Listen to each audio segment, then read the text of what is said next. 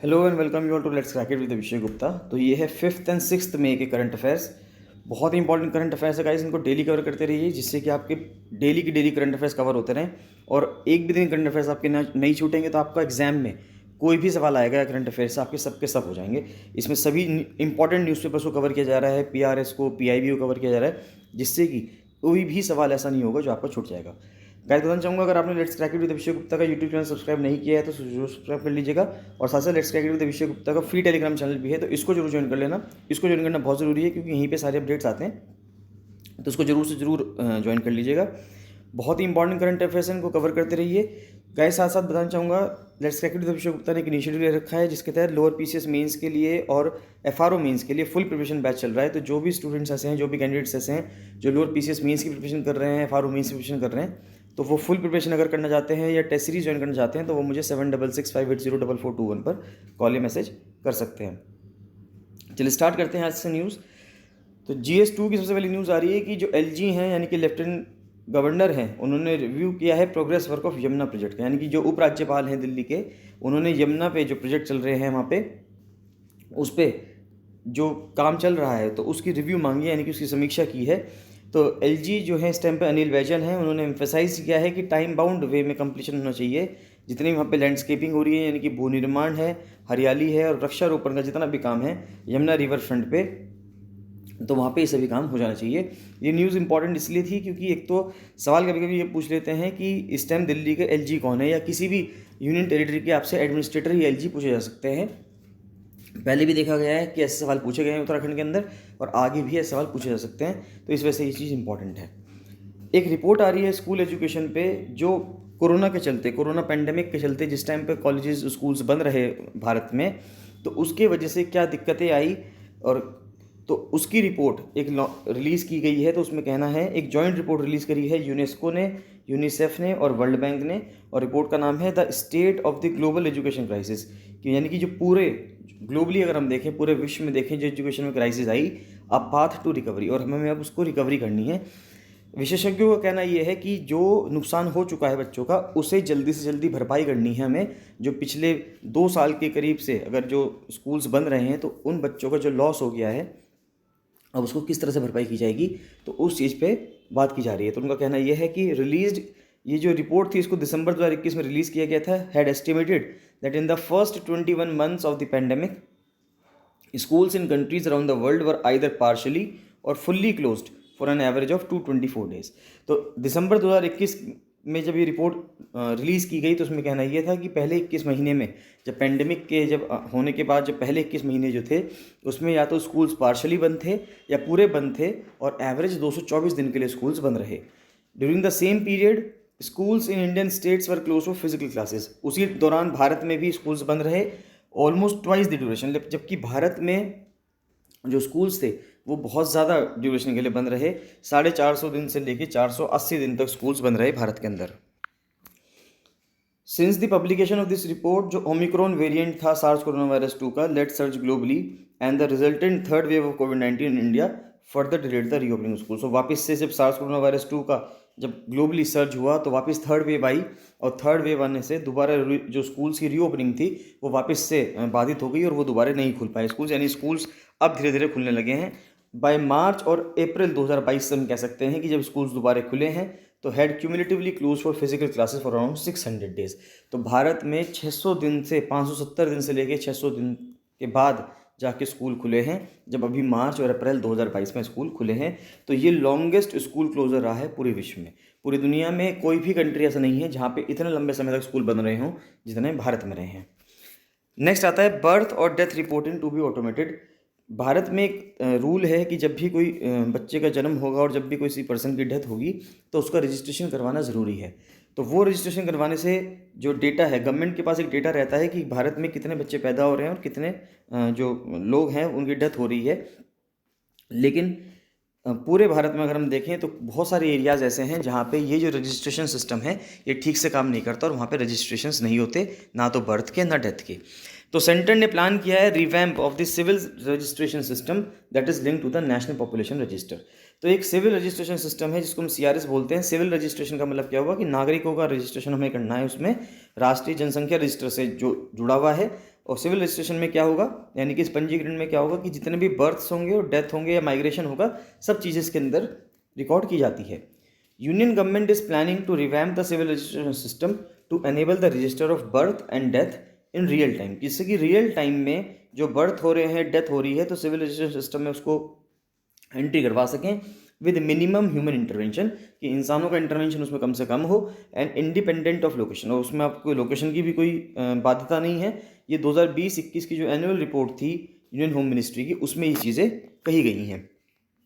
जो CRS है, यानी कि जो सेंटर जो एक रजिस्ट्रेशन सिस्टम है, जो सेंट्रल रजिस्ट्रेशन सिस्टम है, ये कौन रन करता है? ये registrar general of India run करता है, जो कि मिनिस्टर ऑफ होम अफेयर्स के अंडर आता है। ये लिंक्ड है किससे? NPR से, और इसके अंदर ऑलरेडी 119 करोड़ रेसिडेंट्स का डेटाबेस है, यानी कि जो भारत में, हालांकि अब तो पॉपुलेशन 135 करोड़ के आसपास हो रही है, इसमें 119 करोड़ लोगों का डेटा इसके अंदर है। The report said there was a need to update the NPR। अभी NPR को अपडेट करने की ज़रूरत है। पहले NPR, सबसे पहले जो बना था NPR, वो 2010 में बनाया गया था। उसके बाद NPR को 2015 में अपडेट किया गया, आधार के साथ, मोबाइल नंबर के साथ और राशन कार्ड नंबर्स के साथ, to incorporate the changes due to birth, death and migration. तो अभी ये कहा जा रहा है कि 2022 में वापस से NPR को अपडेट किया जाने की ज़रूरत है, इस वजह से क्योंकि जो चेंजेस आए हैं बर्थ की वजह से, जन्म की वजह से, किसी की मृत्यु की वजह से, या माइग्रेशन की वजह से, यानी कोई पर्सन जो है एक जगह से दूसरी जगह प्रतिस्थापित हो गया है, या चला गया है, कहीं पर माइग्रेट करके चला गया है, तो इस वजह से प्रवास करके चला गया है, तो इस वजह से इसके अंदर अपडेट की ज़रूरत है, अपडेशन की ज़रूरत है। NPR is to be updated with the decennial census exercise. कहा जा रहा है कि जो नेशनल पॉपुलेशन रजिस्टर है, उसको हर 10 वर्ष में जब भी हमारा सेंसस होता है, उसके टाइम पे उसको भी अपडेट करने की ज़रूरत है। तो national population register is to be updated with the decennial census exercise that has been postponed indefinitely due to the Covid pandemic. जो इस बार का जो सेंसस है, क्योंकि उसको पोस्टपोन किया जा चुका है, इस वजह से NPR को भी जब सेंसस बनाया जाएगा 2021 का, उसी टाइम पे सेंसस के साथ भी NPR भी अपडेट हो जाएगा। The register general of India that functions under the home ministry, तो होम मिनिस्ट्री के अंडर काम करता है, ये मैं आपको पहले बता चुका हूँ, has proposed amendments to the registration of birth and deaths act 1969। तो 1969 एक्ट के तहत रजिस्ट्रेशन होती है बर्थ की और डेथ की। तो RGI ने, यानी कि रजिस्टर जनरल ऑफ इंडिया ने कहा है कि इसमें अमेंडमेंट की ज़रूरत है, that will enable it to maintain the database of registered birth and deaths at the national level. तो उन्होंने कहा है कि जो प्रपोज्ड अमेंडमेंट्स हैं, द डेटाबेस में be use to update the population register, की उन्होंने कहा है कि जो अमेंडमेंट होगा उससे हम क्या कर सकते हैं कि जो डेटाबेस है उसको यूज़ किया जाएगा अपडेट करने के लिए पॉपुलेशन रजिस्टर को, इलेक्टोरल रजिस्टर को, आधार को, राशन कार्ड को, पासपोर्ट को, ड्राइविंग लाइसेंस डेटाबेसिस को, सभी चीज़ों को अपडेट करने में उससे मदद मिलेगी। Registration of birth and death is mandatory under the act. देखिए एक्ट के हिसाब से 1969 का जो एक्ट आया है, उसके तहत बर्थ और डेथ का रजिस्ट्रेशन करवाना ज़रूरी है, मैंडेटरी है। And the chief registrar is mandated to publish a statistical report. जो चीफ रजिस्ट्रार है उसकी जिम्मेदारी है ये कि उसको, उसके ऊपर एक बाध्यता है कि आपको स्टैटिस्टिकल रिपोर्ट पब्लिश करनी है, कितने भी एक साल के अंदर, एक वर्ष के अंदर कितने भी रजिस्टर्ड डेथ्स और बर्थ हुई हैं। जो रजिस्ट्रार जनरल ऑफ इंडिया है उसको एम्पावर किया गया है अंडर सेक्शन 3 सब क्लॉज 3 में of the 1969 act to take steps to coordinate and unify the activities of the chief registrars of birth and deaths of all states. देखिए जिस तरह से एक सेंट्रल में होम मिनिस्ट्री में, जो गृह मंत्रालय में एक रजिस्ट्रार जनरल बैठता है, उसी के साथ साथ हर स्टेट का भी अपना एक चीफ रजिस्ट्रार होता है। तो हर स्टेट के जो बर्थ और डेथ होती हैं वो सभी रिकॉर्ड करवाते हैं चीफ रजिस्ट्रार, और वो सारा डेटा वो रजिस्ट्रार जनरल ऑफ इंडिया को भेजते हैं। यानी कि हर स्टेट से data registrar general of India के पास जाएगा, और सभी स्टेट्स का जब डेटा इकट्ठा कर दिया जाएगा, तब एक पूरा, आप कह सकते हैं, स्टैटिस्टिकल एक टेबल बन जाएगी, जिसमें पता चल जाएगा कि हर स्टेट से कितने लोगों की जन्म हुए हैं और कितने लोगों की मृत्यु हुई है। जो रजिस्ट्रेशन लेवल है ऑफ बर्थ हैज़ इंक्रीज, यानी कि जो पंजीकरण है वो बढ़ा है। पहले 89% हुआ करता था 2018 में, पहले 81% हुआ करता था 2009 में, और उससे बढ़कर अब 89% हो गया है 2018 में। और जो रजिस्ट्रेशन लेवल है डेथ का, वो भी बढ़ा है। पहले 66% ही डेथ्स रजिस्टर हो पाती थी 2009 तक, और अब 86% डेथ्स जो हैं 2018 में वो रजिस्टर हो पा रही हैं। तो ये अपने आप में एक अच्छी चीज़ है कि जिस तरह ज़्यादा ये दोनों फिगर्स हमें 100% तक लेके जानी है, कि 100% बर्थ्स और 100% डेथ्स जो हैं वो हमारी रजिस्टर होनी चाहिए, जिससे हमें एग्जैक्टली पता चलता रहे कि भारत में कितने बच्चे पैदा हो रहे हैं और कितने व्यक्तियों की मृत्यु हो रही है। नेक्स्ट न्यूज़ आ रही है, रशिया ने गैस सप्लाई रोक दी है 2 नाटो नेशंस के लिए। देखिए नेटो नेशंस पे इंटरनेशनल रिलेशंस का एक टॉपिक है।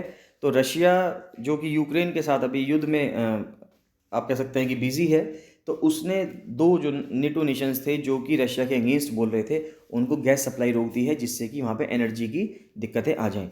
तो Russia cut off natural gas to NATO members Poland and Bulgaria. तो पोलैंड को और बुल्गारिया की जो एनर्जी सप्लाई थी उसको रोक दिया गया है रशिया के द्वारा।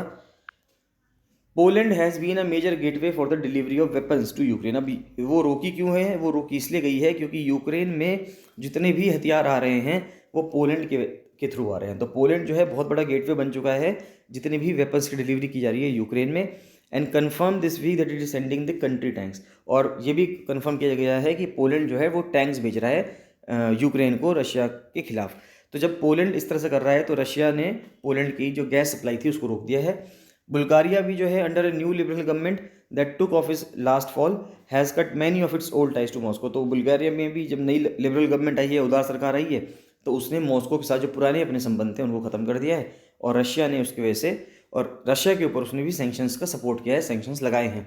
तो इसलिए रशिया ने भी बुल्गारिया की जो पावर सप्लाई थी उसको, नेचुरल गैस की जो सप्लाई थी उसको बंद कर दिया है। गाइस आप इसमें बताएंगे कि पोलैंड और बुल्गारिया की कैपिटल क्या है, वो आप मुझे कमेंट सेक्शन में कमेंट करके बताएंगे। चाइना ने रिपोर्ट किया है पहला human case H3N8 bird flu का। देखिए नए नए केसेस आ रहे हैं, नए नए वायरसेस और फ्लूज आ रहे हैं। इसमें सब नया आया है H3N8 बर्ड फ्लू।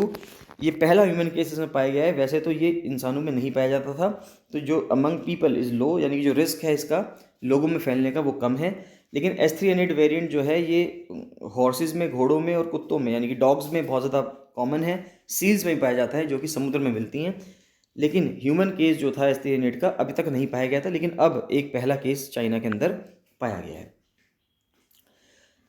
भारत की कैबिनेट ने अप्रूव किया है कि जो प्राइम मिनिस्टर की जो स्वनिधि स्कीम थी, prime minister street vendors Atmanirbhar Nidhi, यानी कि जो स्ट्रीट वेंडर्स थे उनको इसके तहत 10,000 रुपये का लोन दिया जा रहा था, कोलेट्रल फ्री लोन दिया जा रहा था, यानी उनको बिना कोलेट्रल के 10,000 रुपये मिलते थे। तो वो उस स्कीम को बढ़ाकर अब दिसंबर 2024 तक कंटिन्यू करने की बात की जा रही है। with focus on enhanced collateral free affordable loan corpus, increased adoption of digital transactions, क्योंकि जो डिजिटल ट्रांजैक्शंस हैं वो बहुत ज़्यादा बढ़े हैं, and holistic socio economic development, यानी कि जो सामाजिक और आर्थिक रूप से जो विकास हो रहा है लोगों का, of the street vendors and their families, जिससे कि जो स्ट्रीट वेंडर्स हैं, यानी कि जो सड़कों पे जो लोग काम करते हैं, ठेले लगाने का काम करते हैं, तो उनका जो डेवलपमेंट है और उनकी फैमिलीज़ का जो डेवलपमेंट है उसके लिए स्कीम चलाई जा रही है। Through the scheme affordable collateral free loans are being facilitated to the street vendors. तो इस योजना के माध्यम से क्या किया जा रहा है कि जो सड़क विक्रेताएं हैं उनको किफ़ायती, यानी कि देखिए बहुत ही अजीब सा वर्ड लिखा है, संपार्श्विक मुक्त ऋण, यानी कि ये कोलेट्रल फ्री लोन जो है उसकी सुविधा प्रदान की जा रही है। नेक्स्ट आता है नेशनल गुड गवर्नेंस। देखिए गुड गवर्नेंस पे ये वाली जो गवर्नमेंट है, प्रेजेंट गवर्नमेंट जो है वो काफ़ी ज़्यादा जोर दे रही है। उनका कहना है कि मिनिमम गवर्नमेंट और मैक्सिमम गवर्नेंस।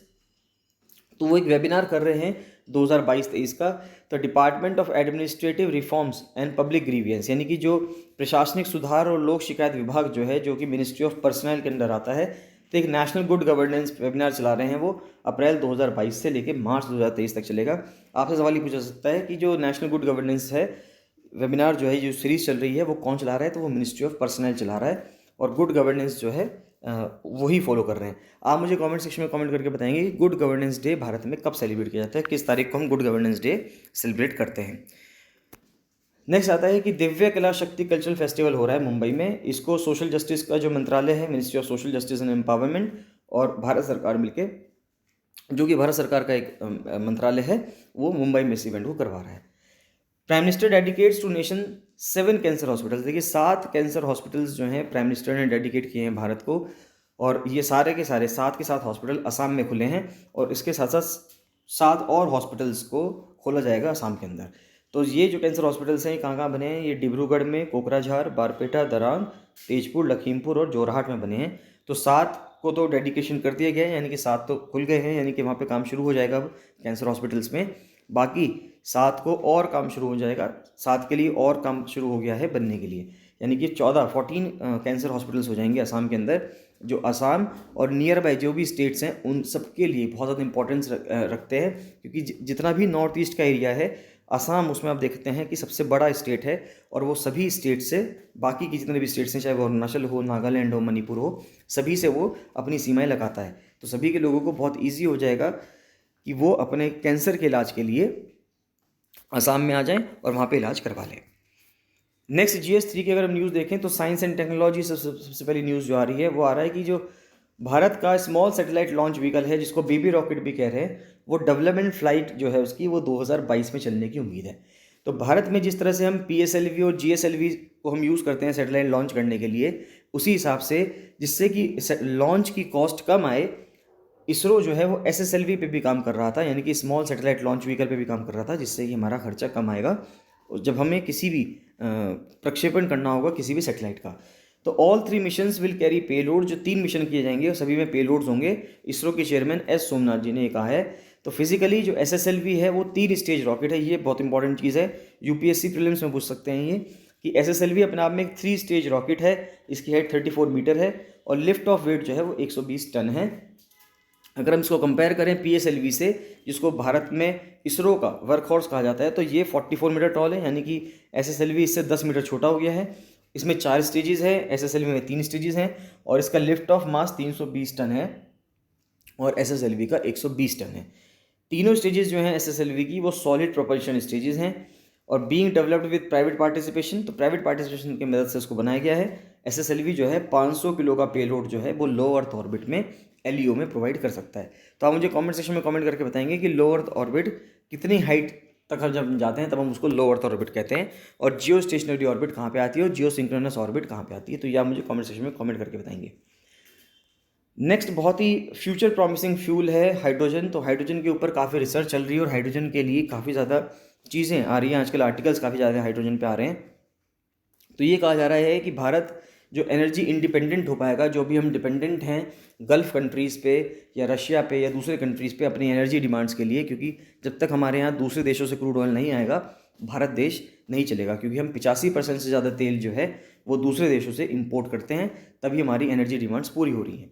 तो कहा जा रहा है कि भारत को एनर्जी इंडिपेंडेंट होने के लिए हाइड्रोजन पे डिपेंड करना पड़ेगा और हाइड्रोजन की वजह से ही हम एनर्जी इंडिपेंडेंट हो पाएंगे। तो इंडिया ने ग्रीन हाइड्रोजन पॉलिसी रिलीज़ की थी 17 फरवरी 2022 को और एड्रेस किया सेवरल क्रिटिकल चैलेंजेस, जैसे कि ओपन एक्सेस होना चाहिए, वेवर होना चाहिए इंटर स्टेट ट्रांसमिशन चार्जेस का, अगर हमें एक राज्य से दूसरे राज्य यानी अंतर्राज्यीय जो ट्रांसमिट होता है उसके चार्जेस का, banking, time bound clearance, and is expected to further boost India's energy transition. Bharat की जो पर कैपिटा एनर्जी कंजम्पशन है, यानी कि प्रति व्यक्ति जो एनर्जी कंज्यूम करता है, वो सिर्फ 1/3 है ग्लोबल एवरेज की। यानी ग्लोबल एवरेज से अगर हम देखें जो ग्लोबली करते हैं, जो भी एनर्जी यूज़ करते हैं उसका 1/3 सिर्फ भारत में यूज़ किया जाता है और US के कंपैरिजन में तो हम 1/12 ही यूज़ करते हैं। यानी कि अगर वो 12 किलो गैस यूज़ करते हैं तो हम सिर्फ 1 किलो गैस यूज़ करते हैं। आप इस तरह से इसको कंपेयर कर सकते हैं।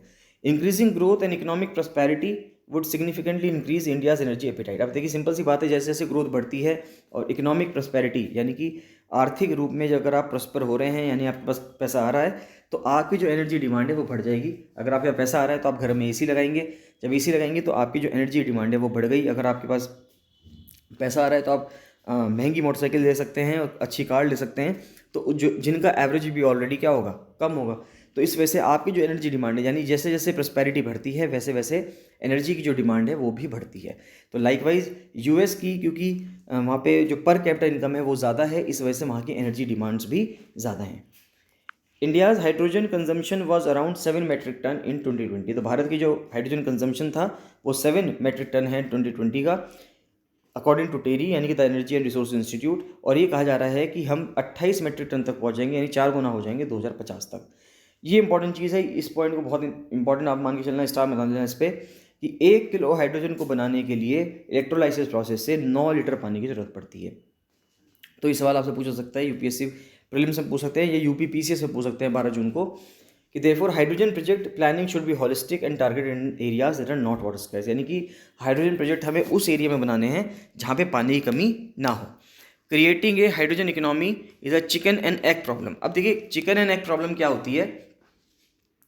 चिकन एंड एग प्रॉब्लम उसी तरह से प्रॉब्लम है कि जब ये कन्फ्यूजन हो जाता है कि पहले अंडा आया या पहले चिकन आया, यानी पहले मुर्गी आई या पहले अंडा आया, उसी को चिकन एंड एग प्रॉब्लम कहते हैं। तो अब यहाँ पे ये कहा जा रहा है कि हाइड्रोजन इकोनॉमी बनाने के लिए ये चिकन एंड एग प्रॉब्लम क्यों है, क्योंकि कंज्यूमर्स चाहते हैं कि उनको लोअर कॉस्ट मिले, यानी कि जो हाइड्रोजन के जो दाम है वो कम हो, विच कुड बी पॉसिबल। अब ये पॉसिबल कब होगा, with scalability and large investment. अब ये पॉसिबल तब होगा जब इन्वेस्टमेंट बहुत ज़्यादा हो इस चीज़ में, लेकिन होगा किसके लिए, अगर प्रोड्यूसर्स को डिमांड मिलती रहे। तब बात ये आती है कि पहले डिमांड आएगी या पहले इन्वेस्टमेंट आएगा या पहले कॉस्ट कम होगी।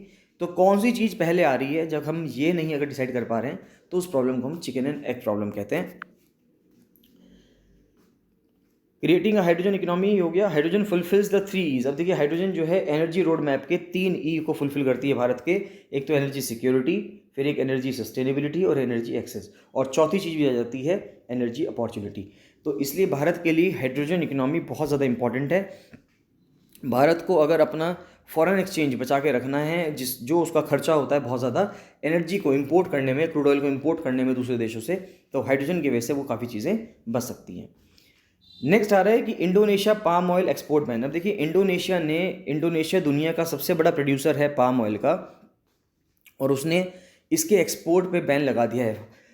क्या हो रहा है कि जितने भी देश हैं, ज़्यादातर देश इस टाइम पे महंगाई से जूझ रहे हैं, इन्फ्लेशन से जूझ रहे हैं, और उस टाइम पे यानी कि जिस टाइम पे सभी चीज़ों के दाम बढ़ रहे हैं, अगर कोई कंट्री बैन लगा दे रहा है किसी चीज़ के, जो कि सबसे बड़ा प्रोड्यूसर भी था उस चीज़ का और दुनिया को एक्सपोर्ट करता था, अगर वो उस चीज़ के एक्सपोर्ट पे बैन लगा देगा तो सभी कंट्रीज़ में जो खाने के तेल के जो दाम थे वो बढ़ जाएंगे।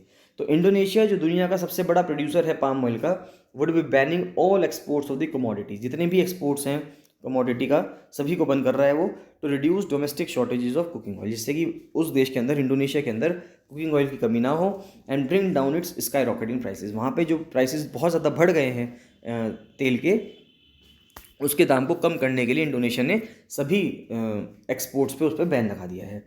इंडोनेशिया जो है दुनिया का सबसे बड़ा प्रोड्यूसर भी है, यानी कि वो उसका उत्पादक भी देश है, एक्सपोर्टर भी है, निर्यातक भी है, और कंज्यूमर भी है, यानी कि उपभोक्ता भी है, यानी कि वहीं पे सबसे ज़्यादा तेल खत्म भी हो जाता है, कंज्यूम भी हो जाता है। Due to short supply of alternative vegetable oils, क्योंकि इसके अलावा दूसरे वेजिटेबल ऑयल्स नहीं हैं, शॉर्टेज है उनकी। Lower than expected output from the second biggest palm oil producer Malaysia. अब देखिए जो मलेशिया है, इंडोनेशिया सबसे पहला प्रोड्यूसर है, सबसे बड़ा प्रोड्यूसर, दूसरे नंबर पे जो सबसे बड़ा प्रोड्यूसर आता है वो आता है मलेशिया। तो मलेशिया में भी लोअर देन एक्सपेक्टेड आउटपुट है, यानी कि जो वहाँ पे आउटपुट होना चाहिए था पाम ऑयल का वो ना होके उससे कम है, from the second biggest palm oil producer Malaysia due to pandemic induced labour shortage. अब ये ऐसा क्यों हो रहा है? क्योंकि वहाँ पे शॉर्टेज हो रही है लेबर की। तो global food inflation linked to the pandemic. अब ग्लोबल फूड यानी कि जो विश्व में अगर हम देखें तो विश्व में जो खाने की सप्लाई की जो महंगाई बढ़ती जा रही है, एक तो वो इन चीज़ों की वजह से कि कोविड-19 की वजह से जो लॉकडाउन लगा उसकी वजह से लेबर नहीं है, साथ साथ रशिया और यूक्रेन का युद्ध हो गया है, तो रशिया यूक्रेन क्राइसिस की वजह से भी ये चीज़ें बढ़ रही हैं। The global price of crude palm oil have been rising significantly. जो क्रूड पाम ऑयल है उसके दाम लगातार बढ़ते जा रहे हैं। To control these prices the Indonesian government introduce price caps for palm oil. तो इसकी वजह से इंडोनेशियन गवर्नमेंट ने प्राइस कैप लगा दिया है पाम ऑयल पे कि इससे महंगे दर पे आप नहीं बेच सकते। तो इसकी वजह से क्या हुआ, लोगों ने उसको होल्ड करना शुरू कर दिया कि जैसे जैसे दाम बढ़ेंगे हम तब उसको निकालेंगे। All of these factors along with the producers being discouraged from making more oil led to an यहाँ पे एक पॉइंट रह गया, इसको पहले पढ़ लेते हैं। To control these prices Indonesian government introduce price caps for palm oil which led to hoarding and reselling. तो होर्डिंग लोगों ने करनी शुरू कर दी है। All of these factors along with producers being discouraged from making more oil. अब इसके वजह से क्या हुआ है कि प्रोड्यूसर्स जो हैं वो डिस्करेज हो गए हैं, यानी वो निराश हो रहे हैं और वो ज़्यादा प्रोडक्शन नहीं कर रहे।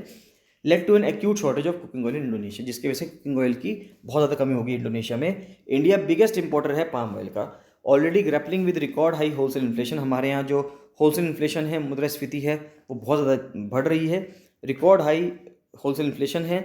Late January export control exercise by Indonesia has led to 38% rise in the landed cost of CPO in India. अब जो वहाँ पे इंडोनेशिया क्योंकि एक्सपोर्ट पे बैन लगा रहा है, तो इस वजह से 38% महंगा हमको तेल मिला है भारत में इस बार। The current ban is going to make the situation worse. और जो ये बैन लगा दिया है इसके बाद तो और भी ज़्यादा दिक्कतों का सामना करना पड़ेगा। अब देखते हैं कि ये जो पाम ऑयल है इसकी जो सप्लाई है ये पूरे विश्व के लिए, जो ग्लोबल सप्लाई चेन है उसके लिए कितनी ज़्यादा इंपॉर्टेंट है। अगर हम देखें तो palm oil is the world's most widely used vegetable oil. सबसे बड़ी बात क्या है, दुनिया में सबसे ज़्यादा जो तेल इस्तेमाल होता है वो पाम ऑयल होता है। With its global production in crop year 2020 तो 73 मिलियन टन ये प्रोड्यूस हुआ है, जो यूनाइटेड स्टेट्स का डेटा है, United states department of agriculture का डेटा है, उसके अकॉर्डिंग आउटपुट जो है वो 77 मेट्रिक टन है इस साल के लिए, जो कि made from the African oil palm, जो कि अफ्रीकन ऑयल पाम से बना है। It is use as cooking oil, को कुकिंग ऑयल में यूज़ करते हैं और बहुत सारे कॉस्मेटिक्स में यूज़ करते हैं।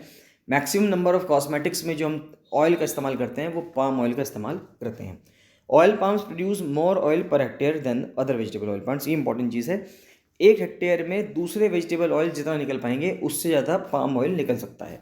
Indonesia and Malaysia together account for almost 90% of the global palm oil production. तो इंडोनेशिया और मलेशिया मिलके ही, यानी कि ये 2 देश मिलके ही पूरे विश्व का 90% जो पाम ऑयल बनाते हैं वो ये 2 देश ही मिलके बना देते हैं।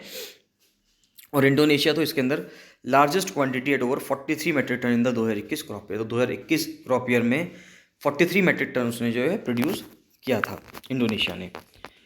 फिर palm oil makes up 40% of the global supply oils of the 4 most widely used edibles oil. तो जो दुनिया के 4 मोस्ट वेडिबल ऑयल्स हैं, जिस सबसे ज़्यादा जो खाद्य जो तेल हैं जिनको यूज़ किया जाता है, पाम ऑयल जो है 40% ग्लोबल सप्लाई बनाता है। और वो कौन कौन से हैं? एक तो पाम है, एक सोयाबीन है, एक रेपसीड है यानी कैनोला है, और एक सनफ्लावर ऑयल है। और इंडोनेशिया जो है वो 60% ग्लोबल सप्लाई में पाम ऑयल की जो ग्लोबल सप्लाई है उसके लिए रिस्पॉन्सिबल है। अब पैसे क्यों बढ़ रहे हैं? एडिबल ऑयल्स के प्राइसेस क्यों बढ़ रहे हैं? जो प्राइसेस हैं पाम ऑयल के rose this year as demand increases, क्योंकि डिमांड बढ़ रही है, क्योंकि सप्लाई जो है ऑल्टरनेटिव वेजिटेबल ऑयल की वो कम है। अब देखिए क्या हो रहा है कि जो यूक्रेन और रशिया था वो सनफ्लावर ऑयल का मेजर प्रोड्यूसर थे। अब उनके यहाँ युद्ध की वजह से सनफ्लावर का जो ऑयल है वो मार्केट में नहीं आ पा रहा है, एक्सपोर्ट नहीं हो रहा है। तो इसकी वजह से ग्लोबल सप्लाई में सनफ्लावर के तेल की यानी सूरजमुखी के तेल की कमी हो गई है। जब सूरजमुखी के तेल की कमी होगी तो लोगों ने ऑल्टरनेटिव ढूंढा, तो ऑल्टरनेटिव पाम ऑयल है। तो पाम ऑयल की डिमांड बढ़ गई है। लेकिन पाम ऑयल की जब डिमांड बढ़ गई है तो पाम ऑयल की जो इतना ज़्यादा प्रोडक्शन है वो इतना ज़्यादा नहीं बढ़ा। तो प्रोडक्शन तो नहीं बढ़ा लेकिन उसकी डिमांड बढ़ गई, तो ऑब्वियस सी बात है कि उसके जो दाम हैं वो बहुत तेज़ी से बढ़ जाएंगे। The production of soybean oil, जो सेकंड मोस्ट प्रोड्यूस ऑयल है, is expected to take a hit this year due to poor and soybean season in major producer Argentina. तो अर्जेंटीना भी अपने आप में सोयाबीन के लिए एक मेजर प्रोड्यूसर है। तो सोयाबीन की भी कमी हो गई है, सोयाबीन के तेल की भी, और सनफ्लावर के तेल की भी कमी हो गई है, क्योंकि सनफ्लावर का तेल यूक्रेन और रशिया से निकल के आता था। The production of canola oil जो है वो भी हिट किया है, क्योंकि कनाडा में ड्रॉट पड़ा है पिछले साल, यानी वहाँ पे सूखा पड़ा है। तो इस वजह से कैनोला का तेल भी वहाँ पे नहीं प्रोडक्शन हो पाया कनाडा में। और जो सनफ्लावर ऑयल का जो सप्लाई थी 80 से 90% जो रशिया और यूक्रेन करती थी वो भी नहीं हो पा रही है, क्योंकि वहाँ पे युद्ध चल रहा है, वहाँ पे कॉन्फ्लिक्ट है। तो इस वजह से सभी तेल की जो डिमांड, सभी तेल का जो प्रोडक्शन था वो कम हो रहा है। इस वजह से पाम ऑयल की डिमांड बढ़ गई है। जब उसकी डिमांड इतनी ज़्यादा बढ़ गई है तो उसके दाम भी बहुत ज़्यादा बढ़ जाएंगे। तो भारत को कैसे इम्पैक्ट करेगा ये? तो भारत जो है बिगेस्ट इंपोर्टर है पाम ऑयल का, जो हमारे यहाँ 40% वेजिटेबल ऑयल कंजम्पशन का पार्ट प्ले करता है। तो इंडिया जो है आधी ज़्यादा 8.3 मेट्रिक टन जो पाम ऑयल की जो डिमांड थी वो इंडोनेशिया से ही पूरी करता था। लेकिन अब इंडोनेशिया अगर प्रोवाइड नहीं करेगा तो भारत के अंदर भी जो खाद्य तेल के जो दाम हैं वो लगातार बढ़ते चले जाएंगे और बहुत तेज़ी से बढ़ेंगे। नेक्स्ट आता है कि HAL begins air frame fatigue test on light combat aircraft. तो जो लाइट कॉम्बैट एयरक्राफ्ट है उसके ऊपर एक एयर फ्रेम फटीग टेस्ट होता है कि जो उसका एयर फ्रेम है वो कितना ज़्यादा एंड्योरेंस सहन कर सकता है। तो Hindustan aeronautics limited has commenced the main air frame fatigue test of the light combat aircraft MK1। Tejas जो MK1 है उसके ऊपर मेन फ्रेम फटीग टेस्ट कर रहा है बेंगलोर में। ये जो टेस्ट हैं कम से कम 8 से 9 साल तक चलेगा ये। उसके बाद इसको फुल सर्विस लाइफ के लिए बना दिया जाएगा, will qualify the LCA as per the military airworthiness requirements. Fatigue test had to demonstrate the capability of the air frame to withstand 4 times the service life. तो जो एयर फ्रेम है वो इस तरह से होना चाहिए कि जो उसकी सर्विस लाइफ है उस प्लेन की, उस फाइटर प्लेन की, तो उससे 4 गुना उसकी लाइफ होनी चाहिए उसकी एयर फ्रेम की। तो अगर इतना होगा तभी उस चीज़ को टेस्ट पास किया जाएगा। The airframe is the same for the LCMK1 in service and the more capable LCMK1A. It is which the Indian Air Force has contracted for. Next आ रहा है कि नेशनल कॉन्क्लेव हो रहा है जेंडर और डिसेबिलिटी इंक्लूजन पे Bharat cities में टू बी हेल्ड। तो with the aim of to mainstream gender and disability inclusion की जो जेंडर इंक्लूजन है, यानी कि हमें मेल फीमेल, मेल्स को तो हम रखते ही हैं कि फीमेल्स को भी रखना है, और डिसेबिलिटी इंक्लूजन यानी कि जो पर्सन विकलांग हैं या दिव्यांग हैं, डिसेबल हैं, उनको भी इंक्लूड करना है, उनका भी समावेश करना है अर्बन डेवलपमेंट में, शहरी विकास में। Building accessible safe and inclusive Indian cities basic एक प्रोग्राम है जो national institute of urban affairs चला रहा है, ministry of housing and urban affairs के द्वारा। किसके साथ चला रहा है ये? यूनाइटेड नेशंस के साथ चला रहा है भारत में, और फॉरेन कॉमनवेल्थ और डेवलपमेंट ऑफिस है यूनाइटेड किंगडम का। तो उसके साथ ये मिलकर 3 दिन की एक नेशनल कॉन्क्लेव कर रहे हैं। तो ये इंपॉर्टेंट चीज़ थी। और अब लास्ट में आ रहा है कि एक न्यू प्रीमियम क्वालिटी वीट की डेवलप की गई है सॉफ्ट और स्वीट चपातीज़ के लिए। देखिए अच्छी रोटी बनाने के लिए एक नई जो क्वालिटी है वीट की उसको डेवलप किया गया है, उसका नाम है PBW1 चपाती, है ना। तो PBW आप मान सकते हैं कि PB से हो गया पंजाब, W से हो गया वीट, और 1 कर लीजिए और चपाती। तो ये जो पंजाब के अंदर कल्टीवेशन के अंदर इस बीज को बोया जा रहा है, इस वीट की वैरायटी को लाया गया है PBW1 चपाती। तो ये पूछ सकते हैं आपसे कि PBW1 क्या चीज़ है, तो ये चपाती का एक, यानी कि चपाती या वीट का, आप कह सकते हो वीट के सीड की एक वैरायटी है। और लास्ट न्यूज़ आती है फैक्ट्स फॉर फिल्म्स। अगर हम देखें तो 2003 से जो इंटरनेशनल लेबर ऑर्गेनाइजेशन है, ILO है, यानी अंतर्राष्ट्रीय श्रम संगठन है, वो 28 अप्रैल को world day for safety and health at work के रूप में मनाता है। तो ये इंपॉर्टेंट चीज़ है, इसको आप देख लीजिएगा। बाकी जो क्वेश्चंस आपसे पूछे गए हैं वो आप मुझे कमेंट सेक्शन में कमेंट करके उनके आंसर्स देंगे गाइज। अगर आप इन्वॉल्व रहेंगे तभी सिलेक्शन होगा और तभी आपकी जो पढ़ाई है वो भी बहुत अच्छे से हो पाएगी। तो do justice with your preparation and all the very best. और आपको कोई भी डाउट आता है तो आप मुझे कमेंट सेक्शन में कमेंट करके बताइए। चलिए मिलते हैं नेक्स्ट वीडियो में। So thank you and bye bye.